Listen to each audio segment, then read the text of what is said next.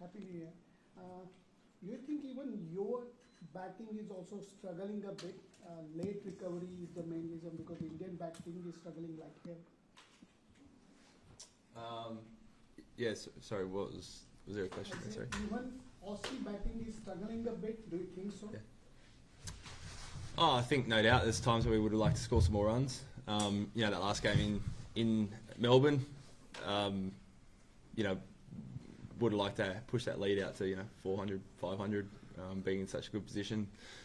But that's Test cricket. I think at times both teams bowled really well and made it really hard for the opposition batters. But yeah, I was second innings didn't work out last week, but I thought to get 450 or 470 that first innings was pretty impressive from our boys. Yes, yeah, one change. Marshy misses out, and Beau Webster's debuting. Just talk us through that. This is the process. Yeah, Beau's been in the squad for a few tests now. Mitchy obviously hasn't quite got the runs or perhaps wickets that he would have liked this series. So felt like it was time for a freshen up. And Beau's been with the squad. He's been great. So it's a shame for Mitchy because we know how much he brings to the team, but feel like now's a good week for Beau to get a chance.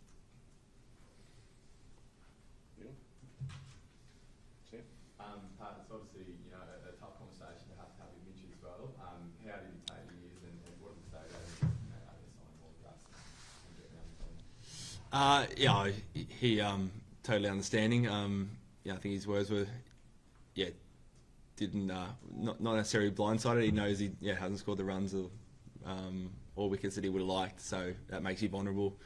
Really excited for Beau. That's he's first thing he said. I can't wait to see Beau go out there and give it a crack. I think particularly here in Australia, I think when a batter misses out or gets dropped, it's always seen as a big thing, but it's not the case. The way that Ronnie and the selectors and myself look at it is we love pulling a squad of players together who we think we can call on at different times, and we thought the time was right for Mitchie to have a freshen up and miss this one, but it doesn't mean that he won't be back in that team at some point.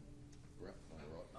Just on Beau, Pat, how much of it has to do with the fifth bowling option and you wanting that fifth bowler to bowl more overs, and what does he offer to you, with both his medium pace and his spin?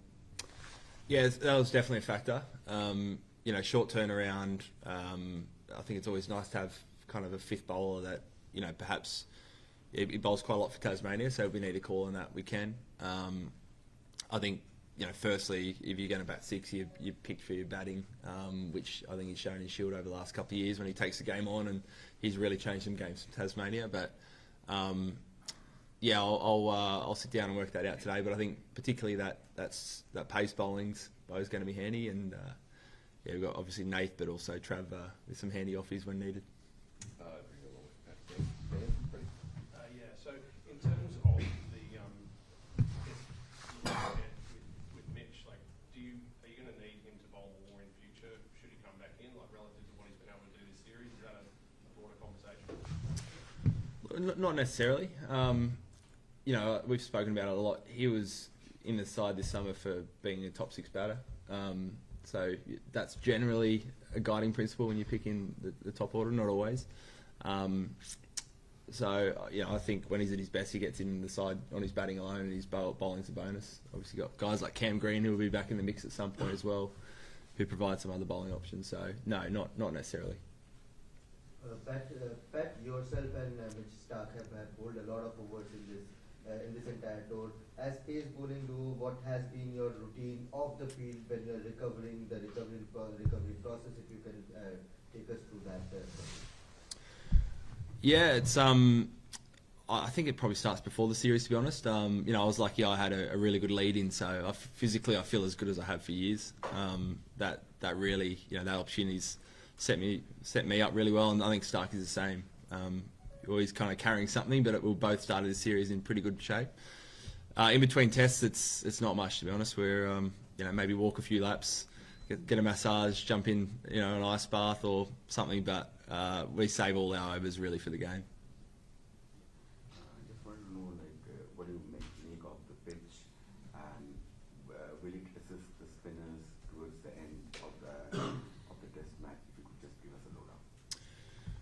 it's a tough one to know exactly. It's a little bit different to kind of the traditional SCG. I think 2 Shield wickets this year seemed like they played really well. Teams were really happy with the cricket wicket. Felt like there was a bit on offer for the for the bowlers, but also runs to be scored. So looks pretty good. No doubt there'll be some stages where it's pretty good batting, but potentially break up and spin towards the end. Kind of, you never really know. Weather plays a little bit of a part sometimes here as well. So I've played a few test matches here, but outside of that, 1 days and stuff. So I'm no expert. I just want to ask that we have seen Sam playing in a different way in Shield games also. He was defensively really well as far as defensively. But in Melbourne, we saw him doing a kind of batting. Is there anything communicated by you guys, because he has that other game also who defended really well, but there he was just playing a different game altogether. So is there a message to Sam Watson from this team? He can just go hard and go aggressive? I think he showed how adaptable he can be. That takes a lot of skill first of all, but we always encourage our players just to read the moment, play it how they see fit. So for Sam, he sensed the moment was to attack and put pressure back onto the bowlers, and he did that. It might be different this week. It might be, I'm going to play a slow game and kind of score your runs that way. So our message is always just to back yourself, have really clear plans, and back your decision making. Right, do you think that Australians are a little bit ready leading into this test match, because the pressure is on India to do all the running, because if they want to square the series, now you guys will be fine with even a draw is sufficient for you to win the series? I mean, it's always the preferred position, but you go into every test match trying to win, so it's no doubt no different this week. But again, really happy with the last 3 test matches, how the boys have played. We've shown that for most of it, we've kind of been the front runner, and that's kind of the aim again this week is keep it up. The last few years, the nature of the surfaces have changed, the nature of the ball has changed, and therefore you don't get those big first innings score. Just not as a fast bowler, but knowing your captain's hat, how do you do that develop? I think this venue can be a little bit different, but I think traditionally you turn up, you bat no matter what. I think you're seeing more and more teams happy to bowl if they see a bit of grass on day 1. You're not as worried about the back end day 4 or 5, because a lot of the games are happening a bit quicker. So a lot of the time you're turning up and wondering if you're going to take 10 wickets on that day, and if you think you are, you kind of play what's in front of you. I think it's a little bit different to what it has been, even me growing up. But you still get test matches like last week, which are go the full 5 days, and kind of that more traditional slow burn, which I think is just as enjoyable. Hi Pat, Happy New Year from Mumbai. You are one of the batsmen from Aussies who has seen assured against Bumrah. So have you put some extra efforts to face him, or the IPL has helped you? I mean, last game it helped that I was at the non-strikers end. that certainly helped. He's there's no doubt he's bowling well at the moment. He's always tough. Hopefully by the time I come in, he's well into his late in the day, and he's bowled a fair bit, which makes it a little bit easier for me. But he's bowled well, so I've faced him quite a bit across the world in different formats, and but always poses a challenge. A few more, and we'll finish up. Dan, just 2 from one, the fact that the led series 2-1 shaped the way you play the game. Is it also when you mind at all trying to withdraw first and win? And secondly, should Beau has been around domestic cricket for a long time, but how much have you got to do with him over the years, and what's it like as a guy? First of all, no, you're going thinking only about the win. Obviously, if the wicket or the weather or anything takes you in a different direction, then maybe. But that's really it's day 4, day 5 before you even consider anything like that. Beau, I haven't had a lot to do with Beau leading to this series. He joined the squad, I think it was after the first test. He's just been one of those star performers for Tasmania with the bat or bowl or in the field. He always seems to have a big impact. Quite aggressive, can change the game like we've seen, Mitch Marsh or Trav Head or Alex Carey do in that middle order. And he's been great personality around the squad. You know, even day 5 there in Melbourne, he's itching to get on the field. So yeah, it's going to be awesome to see him debut. Yeah, really love what he's brought to the squad so far. Pat, you obviously had a couple of good innings in Melbourne. India have had Jasper captain, Rohit captain, Virat's obviously been quite demonstrative on the field. Like, what's been your perspective on that when India's been in the field? Has it felt like that had more than one hook? I don't know. It's probably not for me to kind of judge on. I'm in my own little bubble, so haven't noticed anything different from watching on TV or being out in the middle, really. No, we'll go back over here. There's been a few waiting, so we're going to finish off, guys. And then You spoke after the Melbourne test about Mitchell Stark's toughness, which is, him playing this test, I guess, is testament to that. I was just wondering, you've played with him for a long time. He's closing in on 100 tests and 400 wickets. Like, what's his greatest attribute as a bowler, and how have you seen him sort of evolve from when you were a young player to now? Yeah, I'd say, personality-wise, just his resilience.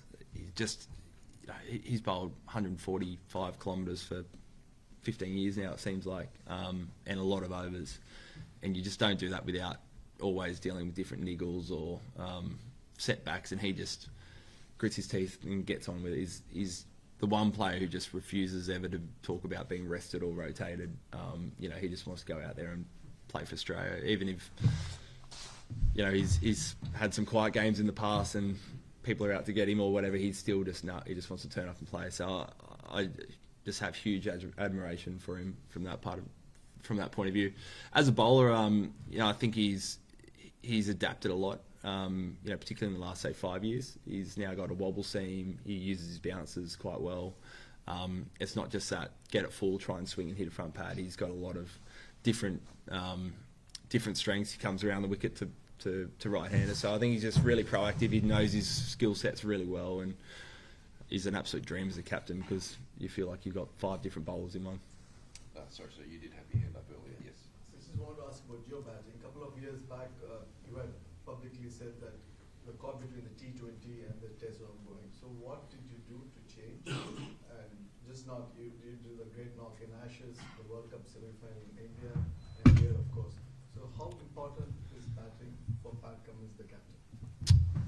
Yeah, it's something I always put a lot of effort into. I'll be first to admit you never quite know what you're going to get with my batting. I think for a while there I was so worried about being like perfect and not getting out that you know in some ways you're kind of batting with your hands tied behind your back. Nowadays I try not to overthink it. Just try and think about scoring areas, playing good shots, not worrying about consequences too much. Just remember batting's about scoring runs, and however ugly it looks, just try and get a few runs basically. Just with Mitch Stark, I think you said he's the kind of guy who never wants to take a rest, but was there any consideration here given he's carrying something like Sri Lanka is going to be a pretty important bowler there? Yeah, you always consider it. He went off for a scan yesterday. But got the all clear to play this match. So there's always considerations, but he's it's a big game in the context of series, World Test Championship. It's a home game, so he was never going to miss this one unless he absolutely had to. Thanks, everyone. Thank you. Thank you. Thank you. Happy New Year.